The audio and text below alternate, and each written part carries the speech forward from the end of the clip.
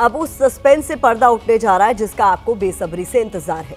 मुख्यमंत्री की रेस में चल रहे वो दो नाम किसके हैं जिनके बीच सीएम की कुर्सी तक पहुंचने के लिए फाइनल राउंड चल रहा है। सूत्रों से एबीपी न्यूज को जो जानकारी मिली है उसके मुताबिक विजेंद्र गुप्ता और रेखा गुप्ता के बीच आखिरी राउंड का मुकाबला चल रहा है।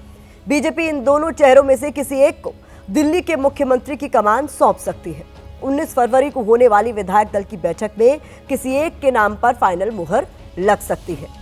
अब आपके मन में कुछ सवाल होंगे, जैसे इससे पहले बीजेपी में कई और नाम सीएम पद की रेस में चल रहे थे, तो फिर ये दो नाम ही फाइनल राउंड तक कैसे पहुंचे?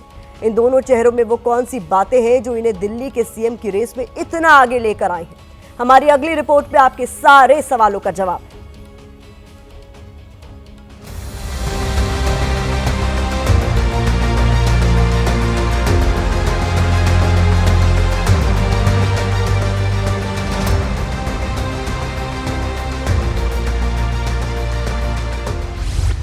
क्या सीएम की रेस में विजेंद्र गुप्ता विजयी होंगे?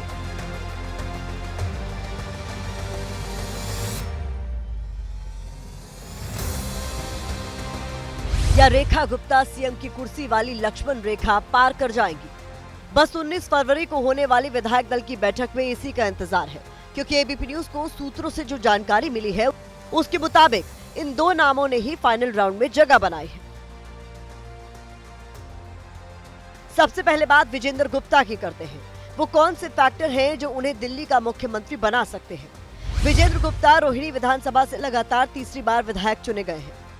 वो 2015 और 2020 के चुनाव में आम आदमी पार्टी की लहर के बीच भी अपनी सीट सुरक्षित रखने में कामयाब रहे थे।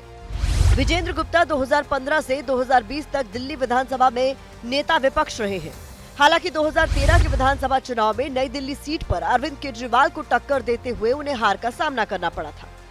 सीएम की रेस में विजेंद्र गुप्ता को सबसे आगे पहुंचाने वाला एक फैक्टर और है, वो है शीश महल को अरविंद केजरीवाल के खिलाफ बड़ा मुद्दा बनाना।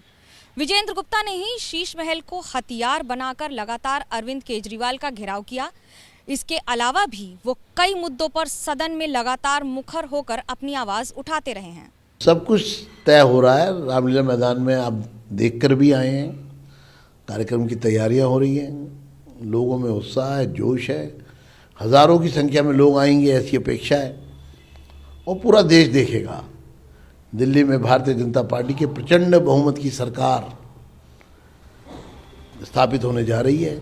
विजेंद्र गुप्ता के साथ सीएम पद की रेस में दूसरा नाम रेखा गुप्ता का चल रहा है। रेखा गुप्ता पहली बार शालीमार बाग से जीतकर विधायक बनी है। वो 2 बार पार्षद भी रह चुकी है। इसके अलावा राष्ट्रीय स्वयंसेवक संघ की सक्रिय सदस्य भी रही है। रेखा गुप्ता 2013 से लगातार चुनाव मैदान में उतर रही थी, लेकिन पहली बार उन्हें 2025 में जीत मिली है। माना यह जा रहा है कि बीजेपी की जीत में महिलाओं ने बड़ी भूमिका निभाई है। ऐसे में बीजेपी उन्हें खुश करने के लिए एक महिला को दिल्ली की कमान सौंप सकती है। इस बीच रेखा गुप्ता ने 15 फरवरी को एबीपी न्यूज से एक्सक्लूसिव बातचीत की थी। इस बातचीत में अपने मुख्यमंत्री बनाए जाने के सवाल पर उन्होंने घुमा फिराकर जवाब दिया था। भारतीय जनता पार्टी वो संगठन है जिसके पास दिल्ली में एक से एक बढ़कर के हीरे हैं और अपने आप में जो बहुत ही जुझारू नेता हैं। तो मुझे लगता है कि शीर्ष नेतृत्व के पास इतनी अच्छी चॉइसेस हैं, कई बार के विधायक उपलब्ध हैं, तो बहुत सुंदर निर्णय आने वाला है। और दिल्ली का मुख्यमंत्री की जिम्मेवारी आदरणीय मोदी जी जिसको भी देंगे, हम सब लोग उनके साथ टीम बन के काम करेंगे। संभावना है कि 19 फरवरी के दिन ही इन्हीं में से किसी एक नाम पर मुहर लगने वाली है। उधर शपथ ग्रहण समारोह के मेहमानों की लिस्ट भी धीरे धीरे सामने आ रही है। इसमें प्रधानमंत्री नरेंद्र मोदी, गृह मंत्री अमित शाह, रक्षा मंत्री राजनाथ सिंह, बीजेपी अध्यक्ष जेपी नड्डा, देश के बाकी केंद्रीय मंत्री, एनडीए दलों के नेता जैसे चिराग पासवान और जीतन राम मांझी के नाम शामिल हैं। इसके अलावा एनडीए दलों के मुख्यमंत्री भी इसमें शामिल हो सकते हैं। बहुत जल्दी हमको लगता है आपको सारी सूचना और दिल्ली को सब सूचना आ जाएगी और भारतीय जनता पार्टी ऐसा 5 साल कार्य करेगी। हमारा मुख्यमंत्री इतना अच्छा होगा कि दिल्ली को हम 5 साल में उसकी मैक्सिमम समस्याओं से मुक्त कर देंगे। साफ है कि दिल्ली में बीजेपी का शपथ ग्रहण समारोह एनडीए का शक्ति प्रदर्शन होगा। इसके जरिए बीजेपी एनडीए में शामिल सहयोगियों के साथ साथ विपक्ष को भी सियासी मैसेज देने की कोशिश करेगी।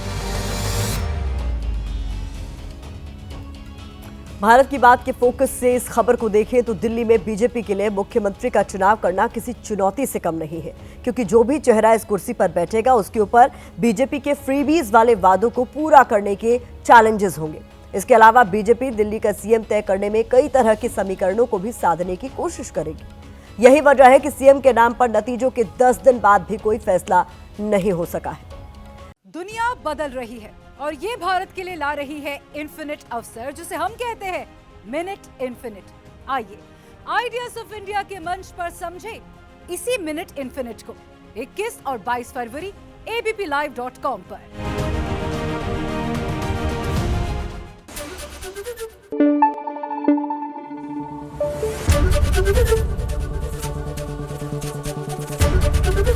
एबीपी न्यूज आपको रखे आगे।